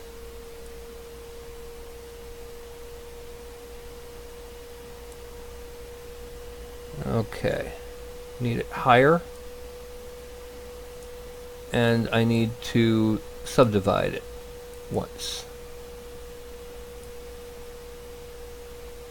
Yeah, excellent. Make sure it.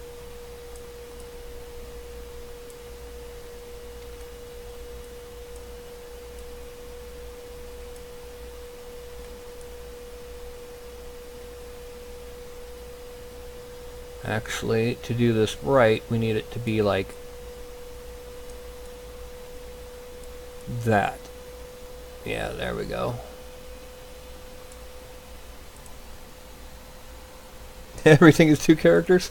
How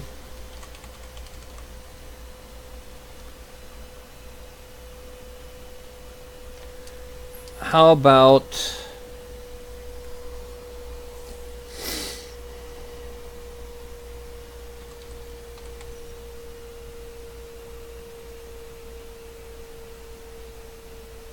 let's try one of the elements, like wind. Wind looks, yeah, here we go.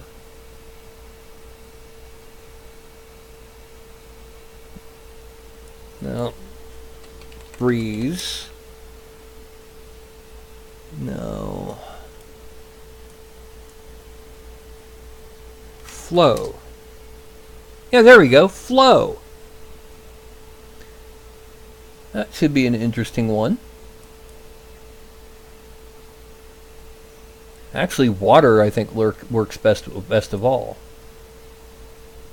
Okay, so we're going to start off with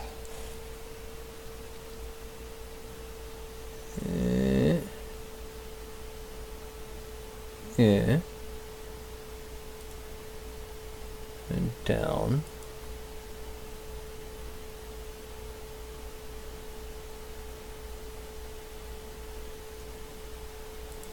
And then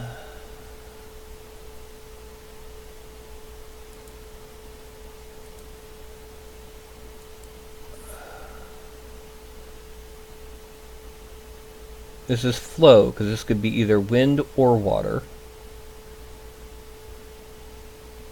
It goes to, tilts to the left. Oh. And then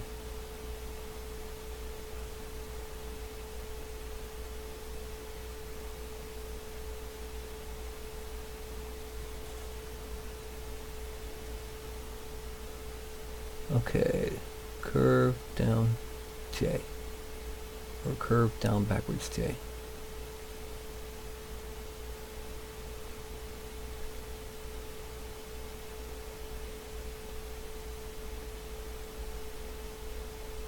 And there we go.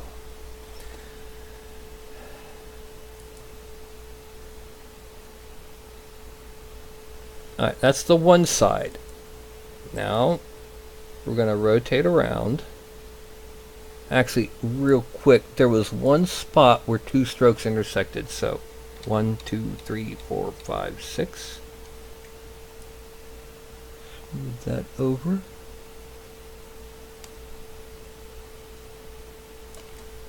One, two, three, four, five, six.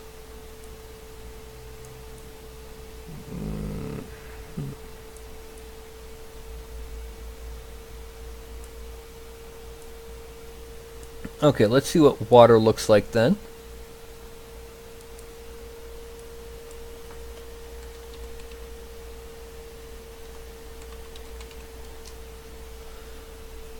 Water is a lot simpler, but simple can be good. Okay. So that'll be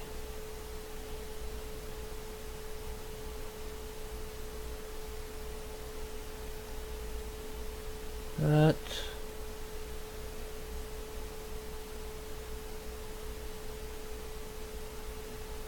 There.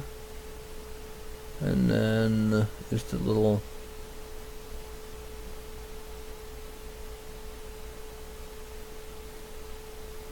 no.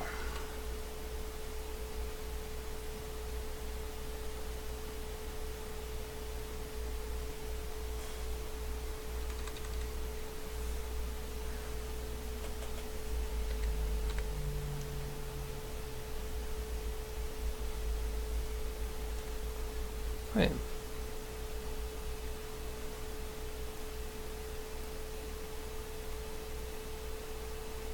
Okay. And this is our graceful little dwarven monk.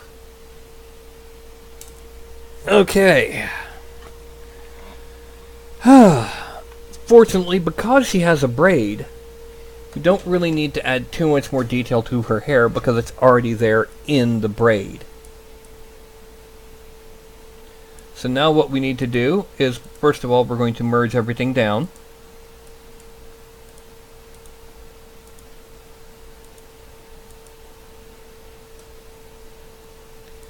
And we have 1.285 million polygons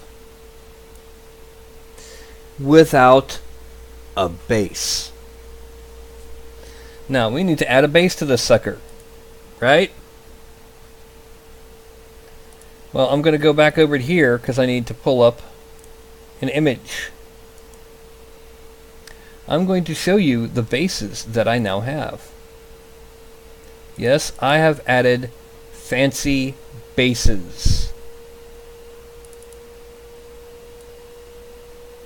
This is what I have. This row, from the left to the right, rocky, planks, grass, tech panels. And then the top row, diamond plate, cobblestone, fancy tiles, and plain flat.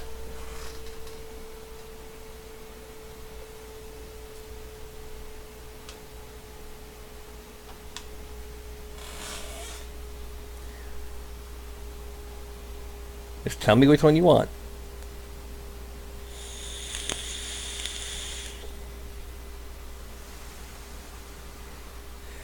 Actually, how about this?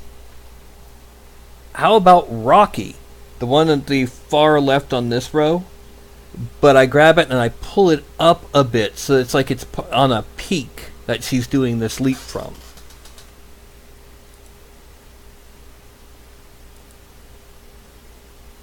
How does that sound?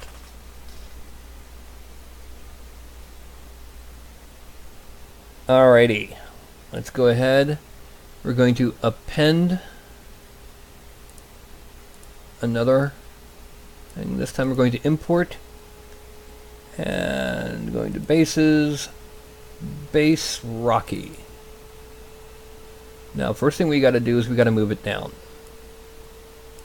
So deformation offset Y. Move it down. We're going to move it down quite a bit because we're going to be pulling out that X. Now we're going to offset X because it's a little off center. It's about right there. Now I'm going to use move. Not move topological, move. And I'm going to enlarge until it's up to about there. Then I'm going to grab the center down here and pull up.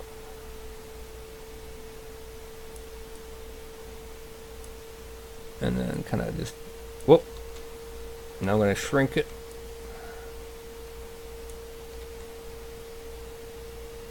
And kind of pull out some rockier areas, make them a bit more blatantly rocky.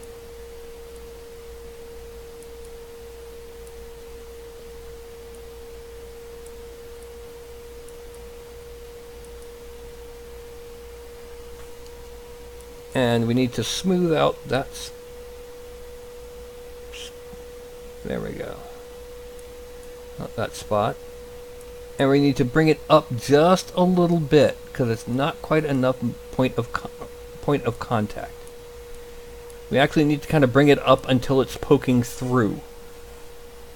So bring it up. Up too far. There. Up. Nope. There. Because we want as much contact as possible. Now we frame the whole thing. And there she is. There is our lovely, graceful, highly skilled dwarven monk. And now we're going to blend her down, merge her down. And we now have to dynamesh it. But before we dynamesh, we're going to give it one more level of subdivision to clean some things up, like the writing is now going to be a little bit cleaner. Some of the other lines are going to be cleaner. Now, we click Dynamesh.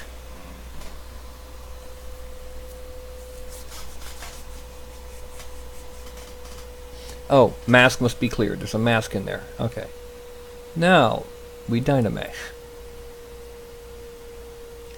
My space is 1.366. There we go. This is now a single solid manifold surface ready for printing, except for the fact that it's freaking 1.4 million polygons. I think that's just a little bit too much for printing, don't you? Oh, shnikes. Sorry. 1.4 million polygons. Well, 1.38, but yeah. So we need to make this slightly more printer friendly. So we're going to Z plug in and bring it open over here. Decimation Master. I'm going to move my camera so you can see it this time. Decimation Master, right up here. Right here, it has buttons. And if I click on one of these buttons, then I get to, it'll automatically convert. So for example, 100,000 polygons is a lot easier on most slicers than 1.4 million. So I'm going to go ahead and turn it into 100,000 triangles.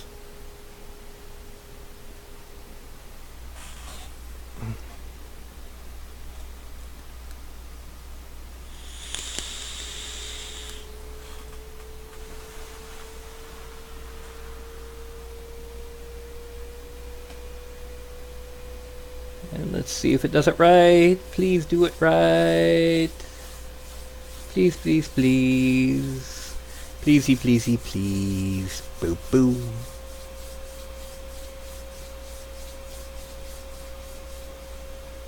Reordering, it looks like it did it right. Then writing file to disk. And 100,041 triangles. In our glorious, graceful dwarven monk, with her uber cool engraved dowel. So we're going to go ahead and we're going to export this under Broadcast Miniatures New as Dwarf Monk Female. Actually, no, this is going under Patreon minis. So, I must ask, does she have a name?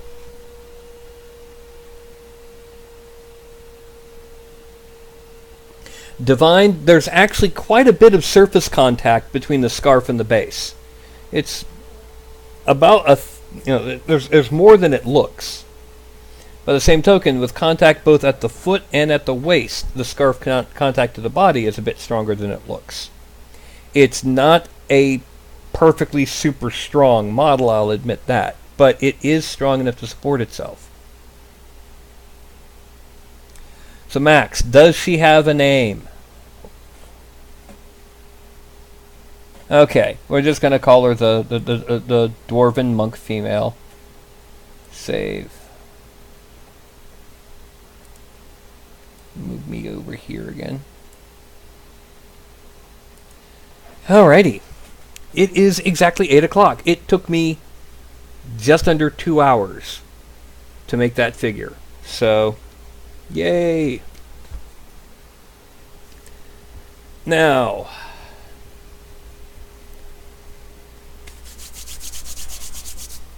I will be getting these to you via email in probably about 20 to 30 minutes.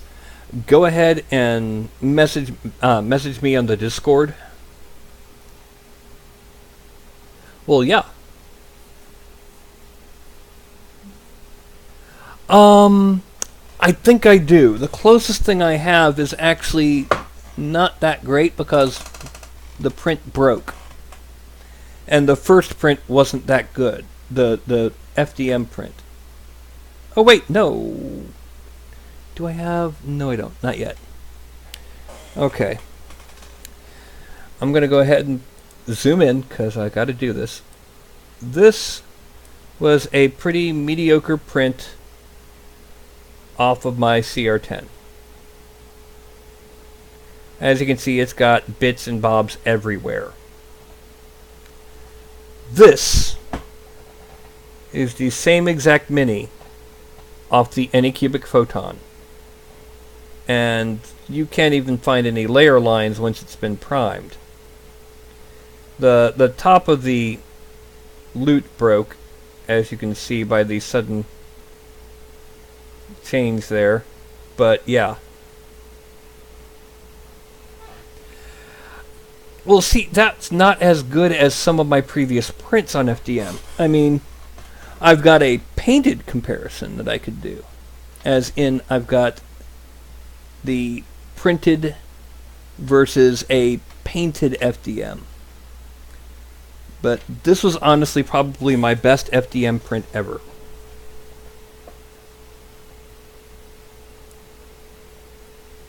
And I got them all painted up.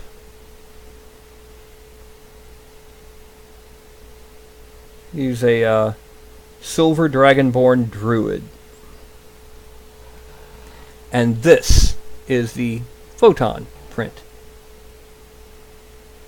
No primer yet, but one thing is you can even see the teeth.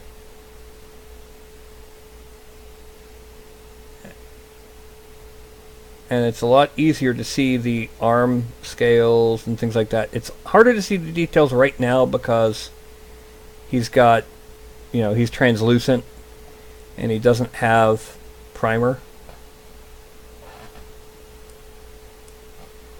That's actually the character that I'm playing right now in D&D. And put this back here. And then drop him off here and drop him off here. Anyway. Anycubic. That photon is amazing. Actually, I started at 0.25, or 0.025. The only reason I'm printing at 0.05 right now... Oh, I've got drop frames.